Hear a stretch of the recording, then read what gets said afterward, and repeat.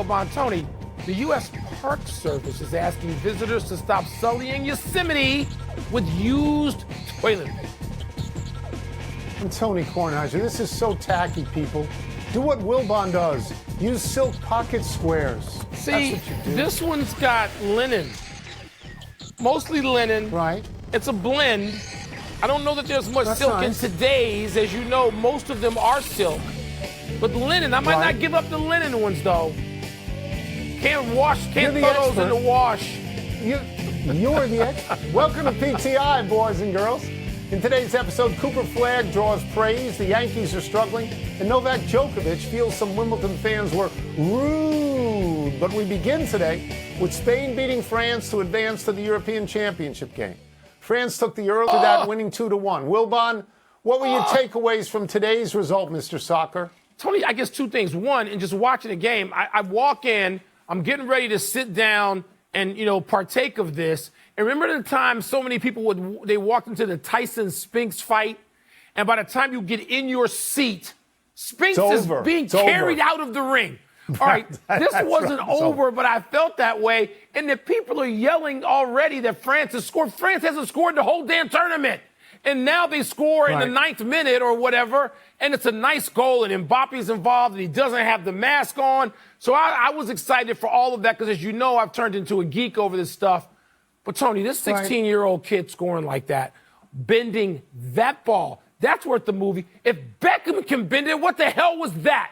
To bend that ball inside the post that way to tie the game, it was breathtaking, and it must have knocked France on their heels a little bit because then Spain scores what turns out to be the winner. My God, 16 years old. Seriously?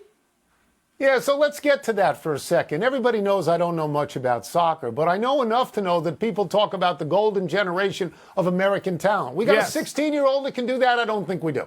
Not a 16-year-old. Maybe not. I don't think so. I complain all the time that there's not enough shooting. Not that there's not enough scoring, that there's not enough shooting on goal. There's a lot of shooting. So this was fun to watch. I sort of feel bad for France in this regard, Mike. They're walking into the Olympics. I'll bet they expected to win this. I'll bet they saw this as a prelude to hosting the Olympics and a sort of Francophile summer, and they're not going to get it now. And beyond that, I don't know much except that I've always thought that Spain and France were very worthy soccer teams. Yes. So let's move to the general consensus that 17-year-old incoming Duke freshman Cooper Flagg was excellent against the U.S. Olympic team yesterday. Now, there were no accurate stats on Flagg's performance at the scrimmage, but the video was compelling and the comments were extremely laudatory. So, Wilbon, what does this tell you about Cooper Flagg and what does it tell you about Team USA? Well, I've heard the hype over Cooper Flagg. I live with a 16-year-old high school AAU basketball player who been raving about Cooper Flagg. I heard about Cooper Flagg in my house for like 2 or 3 years. And I've expressed the customary skepticism. And I did this to Kendrick Perkins one day, who isn't impressed by anything, right, overly so. And I said, Perk, you believe this Cooper Flagg nonsense? And he goes, listen to me. I've seen this kid play. This kid is the deal. I'm like, what? What are you, Kendrick Perkins, what are you saying? And if everyone you talk to says this, so I'm willing to listen, except I heard the same stuff about Bobby Hurley after he lit up a team in 1992 that was a real dream team, the only one. And how that turned out for him in the pros, it didn't turn out at all. So excuse my skepticism. He was in a car accident, Mike. Tony, he was in a car accident. Even before that, it wasn't going to be great. Bobby Hurley in Dream Team, there was the same kind of scrimmage. And the college kids did great. Yeah, and Bobby Hurley was singled out as having done very, very, very great. Yeah. And the next day, the Dream Team got angry because this was leaked out there, and they held. Yeah, they had no points. But I still remember, and you still remember, Bobby Hurley 32 years later, and I think people will remember Cooper Flagg as a result of this. Look, he was the #1 recruit, as your son told you. And it's a big deal that he's going to Duke. But let's get to the real facts of this, okay? Because he's going to Duke and because he is a white player, assumptions are going to be made. Statements are going to be thrown out there. That is the nature of what we're dealing with here, as it is with Caitlin Clark. I hope he is a great player, but the pressure on him will be enormous. You and I talk about this on air and off air. Will there be a great white American basketball player again, sort of like Larry Bird? And if there is, will he be allowed to just be a basketball player, or will all these cultural notions overwhelm him? At first. Right. And the question, I hope this kid has the stomach for this, Tone, with parents who can help and teammates who can help. But, Tony, this is a real thing. People don't really want to get into it with Caitlin Clark. This is new. It is newer to women's sports. But there won't be that same reluctance and reticence when it comes to Cooper Flagg and Duke. And by the way, this U.S. team, we'll get to that later on in the summer because you and I will pay real attention to them then. I don't know about them. I think they'll win. We'll see. I don't know about them. I don't know what this means. We move now to today's action at Wimbledon, which included quarterfinal matches for men and women, 2 of which involved American players. Both Americans lost. Tommy Paul was beaten in 4 sets by Carlos Alcaraz. Emma Navarro, who had beaten Coco Gauff and Naomi Osaka, was routed by Yasmin Paolini 6-2, 6-1. Daniil Medvedev upset number 1 seed Jannik Sinner in 5 sets. Wilbon, where do you want to start? I want to start with Alcaraz screaming at the box because that's where we left off yesterday, but I'm not going to do that because it was more of the same. It's like, but please stop, young tennis players, and they won't stop. So, Tony, I'll go to Sinner, who is the number 1 ranked player in the world and the number 1 seed at Wimbledon. And he had to take a medical time out of the point. I don't know what might have been going on there. Didn't get full explanation right away. But him being out, and we'll get to some more Joker in a second. It seems like it opens it up to me for Djokovic. But Sinner going out, I'm not going to say it's a surprise, because he goes out to the number 5 player in the world who is very, very, very worthy himself. And we thought this was going to be a terrific match. But I think you got to start. The headline is Sinner going out, Tone. I agree with you, but I'm going to go to American tennis for a second, because much was made of the fact that Paul and Taylor Fritz were 2 Americans in the quarterfinals, American men in the quarterfinals for the first time since 2000. And this was seen as a resurgence of sorts. I don't think so. Yeah, I don't know Paul about just that went either. out in 4. I don't know what Fritz is going to do. Do you understand that no American man has won Wimbledon since Pete Sampras in 2000? And that no American man has won any major since Andy Roddick won the U.S. Open in 2003. That's 21 years ago. Mike, you and I are the same in this. We covered tennis. I covered tennis for Newsday, the New York Times, and the Washington Post. I covered McEnroe and Connors. I covered Sampras and Agassi. I covered Courier and Chang. What happened? What happened? It's amazing. Right? We just disappeared from tennis on the men's side, and it's been a while, a quarter century. My God. Woo. And Serena Williams kept all the women afloat in the last 10, 12 years. Yes, she did. Novak Djokovic, I promised we'd get back to him, got through to the quarters yesterday, but wasn't happy about one aspect of it. Djokovic was upset that fans of his opponent, Holger Rune, often droned Rune, which sounds similar to boo. Joker called it disrespectful to him, saying that fans knew what they were doing. Tone, do you see this whole Rune thing as disrespectful to Djokovic? I am so tired of this guy. Yeah. I know you love him. No, I don't. And I know you think he's the greatest of all time. I do think that. You do. You've said it a number of times. I think he's a great player, one of the greatest of all time. Yeah. Not the greatest of all time. Yeah. But there comes a point where you want to say, enough already. This is the same person. I find it easy to root against him. Yeah. The same person who deliberately lied on his entry visa for the Australian Open. The same person who not once, but more than once, whacked at a ball in anger and hit a linesperson, some innocent person in that. And now he's telling the rest of the tennis world how to behave. Yeah. All right? I think they were saying roo and not boo. When you go to a Bruce Springsteen concert, they go Bruce. They're not saying boo. The fact of the matter is, grow up already. Don't lecture everybody about how to behave. Win people over with your play, not with this kind of whining. I really hope you agree with me on this one. Listen, I think he's the greatest of all time. I also find his behavior loathsome often. I don't like him at all. As a matter of fact, let me be plain about this. I dislike him. Let me give the reaction I would have given if I'd been sitting at courtside today. Boo! It's directed at you, dude, because I find your behavior loathsome. Am I clear about that? Do I think he's the GOAT? Yes, I think he's the GOAT. Am I now rooting for him to get his butt kicked bagel? Yes, I am. It's not going to happen. It's not going to happen, Tony. The nerve of you to think that people don't have the right to boo you. Oh, my God, he's dislikable. Am I playing on that? So, if I'm not mistaken, when I was watching today, I thought I saw the greatest player of all time in the stands. I thought I saw Rod Laver. Am I wrong on that? Ooh, I thought I'm okay with Laver being Let's take a break. I'm all right with that. Check me out. Let's take a break. Coming up, how concerned should the Yankees be about their recent struggles? Got me all worked up. Djokovic, please. What's the word for Zach Edey's Summer League debut? Seriously, it's hard to be any more dislikable than Novak Djokovic. But he's great. Oh, you've come over to my side. No, on I was this. never on the side happy. of liking him.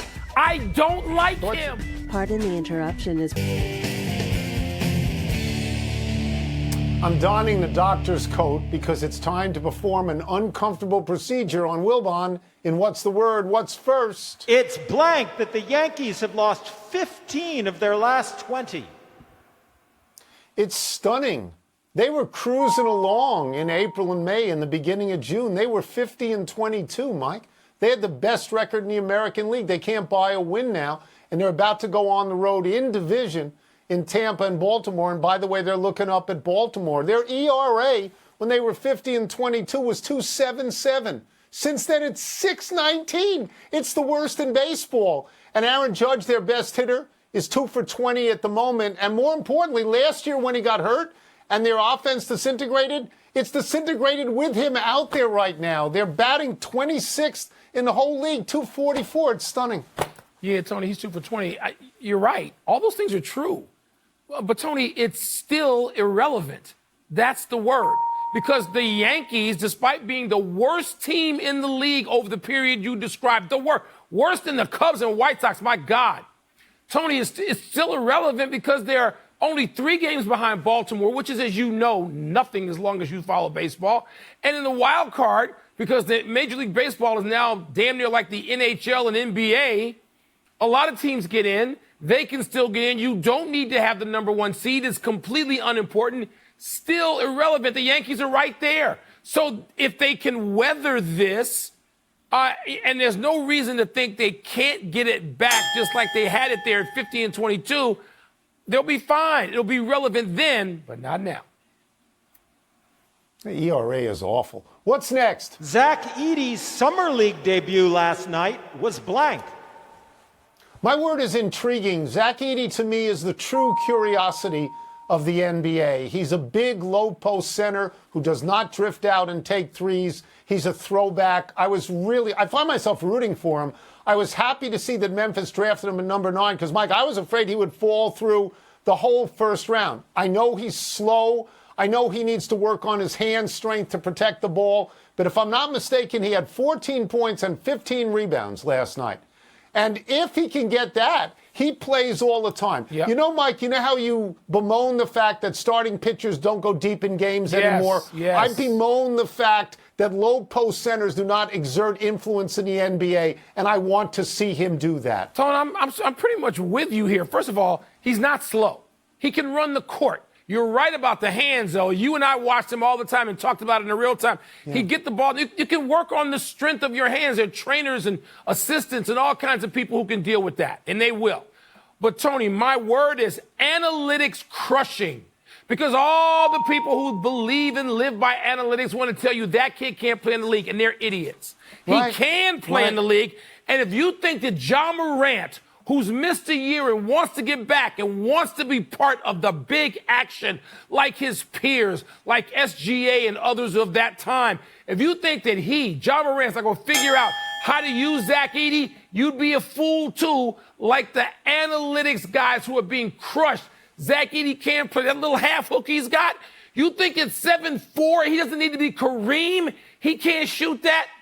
Kill the analytics. Kill them. CILL. Yeah. Kill the analytics. You remembered that. That's the final word. Let's take, of course I do. Eddie Murphy, kidding me? Let's take one last break. Still to come, Ellie De La Cruz puts on another show on the base paths. And does Canada have a shot at upsetting Lionel Messi in Argentina tonight? I'm watching that. So I do find myself rooting for Edie. Me too, Tony. I do. I root he was for a Zach legitimate Edey. college dominating center. Yes. And I'd like to see the NBA.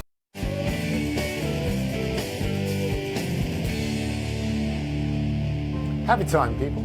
Happy 69th birthday, Willie Wilson. The longtime center fielder for Kansas City is in the Royals Hall of Fame. Wilson led the American League in steals in 1979 with 83. That year, Wilson batted .315. 3 years later, Wilson led the American League in hitting, batting .332. He was a two-time All-Star and a two-time Silver Slugger. Perhaps Wilson's most potent weapon was his speed. 5 different times, Wilson led the American League in triples. He had 21 triples in 1985, the year the Royals beat the Cardinals in an all-Missouri World Series, I-70 World Series, I believe. Wilson's 147 career triples are the most career triples since Wilson retired in 1994. Tony, you know who could have played Willie Wilson? If there was a biopic in the movies, he's dashing and handsome and could have been Willie Wilson. The late, great Richard Roundtree, whose birthday is Shaft. also today. John Shaft. We talking about Shaft. Right. 82 years old he would have Shaft. been. Thought you'd like that. Happy anniversary to the Los Angeles Lakers. On this day 56 years ago, the Lakers acquired Wilt Chamberlain from the Philadelphia 76ers. Although Wilt was only 32 years old and had just won his 3rd straight MVP, Chamberlain was asking for more money than the Sixers were willing to give him. So they traded him for Jerry Chambers, Archie Clark, and Darrell Imhoff. 3 fine players, but not in Chamberlain's league. Chamberlain played 5 seasons in L.A., helping the Lakers get to 4 finals and winning the championship in 1972. In retrospect, Chamberlain was the first in a series of great NBA stars who headed west to the Lakers, followed by Kareem, Shaq, and LeBron. Put on your historian hat now. Let me ask you a tough one. I know that your Knicks beat Wilt in one of those finals, but the team that won 33 in a row and featured Wilt and Jerry West and Goodrich, is that the greatest team of all time, yes or no? No. Did I answer quickly enough? No. Wow. No. Wow. It's a great team. It's not the greatest. Okay. Happy trails to Ellie De La Cruz stealing 3 bases in a row. In last night's first inning against the Rockies, the Reds' young all-star waited until the ball was on the way back to the pitcher, Ryan Feltner, to steal second. Several pitches later, he stole third. But his attempt to complete the trifecta by stealing home was thwarted when his left hand got blocked by catcher Elias Diaz's left foot during a double steal attempt. Double steal. De La Cruz has 45 stolen bases this season. That's on pace for 80. That would be the most steals in baseball since 1988, when Rickey Henderson led the American League with 93 and Vince Coleman led the National League with 81. You remember that, Wilbon, when people stole bases? Yes, I do. And Tony, I think I'm glad to see it.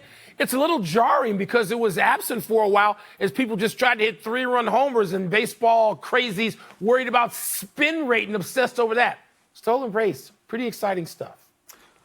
Okay, so I think a lot of this has to do with the larger bases. All the series of rules that came in. Makes and sense. You can't throw to first more than twice. Thanks to Theo. I think it's to encourage, it's to encourage running around the field. And I will tell you this, the Nats, who I watch all the time, they're not a good team, but they run a lot.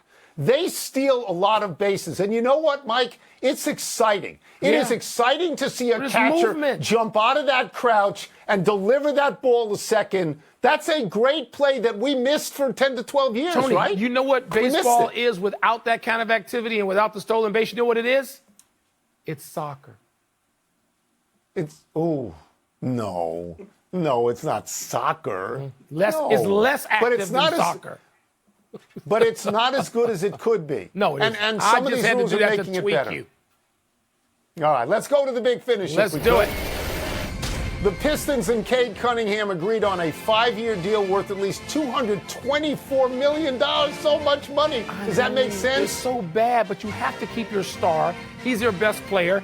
It seems like he has stardom in him. I hope it works out for them, even though they're in the Bulls division.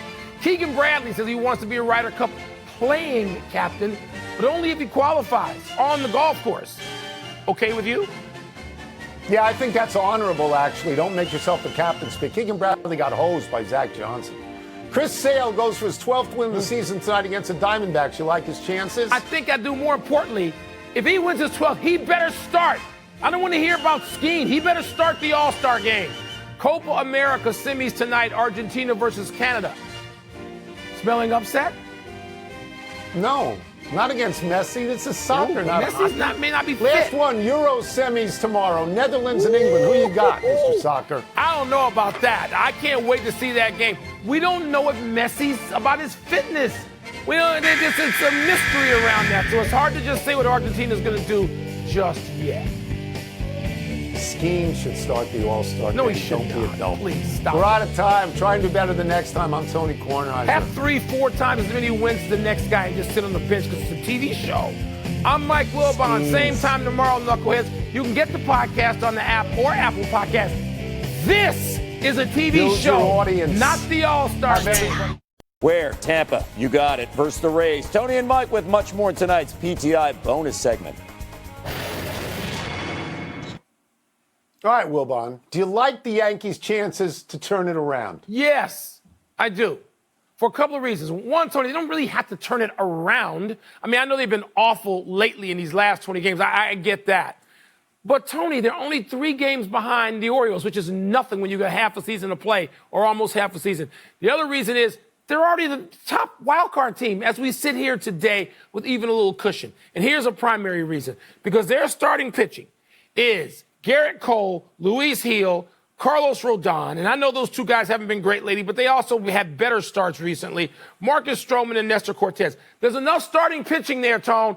If you get 3 of those guys just going well, you're going to be all right.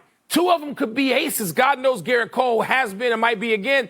They'll be aces in general. So, yes, I like their chances. Yes. Yeah, so the pushback on the pitching is very simple. That since they went into this tailspin, the ERA of the staff is 6.19, the worst in baseball, which is terrible. But I agree with you as well. And I think what needs to be pointed out here is there's about 80 games left. Half a season. In the Yankees' first 72 games, they were 50-22. Yeah. Teams go into slumps. They are sometimes prolonged slumps. But as you say, although they have fallen behind Baltimore in their division, and they got 3 games from now, they got 3 at Baltimore, which might be important, although they've fallen behind. 70, they're still 70 games well ahead of everybody in the wild card. Yeah. They're a solid team. What if this was something else? If this was football, if this was basketball or hockey, what you might hear is, oh, it's time to change managers because somebody's got to hear something different. But in baseball, you got almost 80 left. 70. Leave Booney alone. They got 70 left. But, Tony, here's the question. It's still a lot. Here's the operative question for guys who spent a lot of time in baseball clubhouses when we were young. Have the Yankees employed the appropriate or inappropriate slump busters to get out of this? That's it. We're done. Back to you. Thanks, fellas.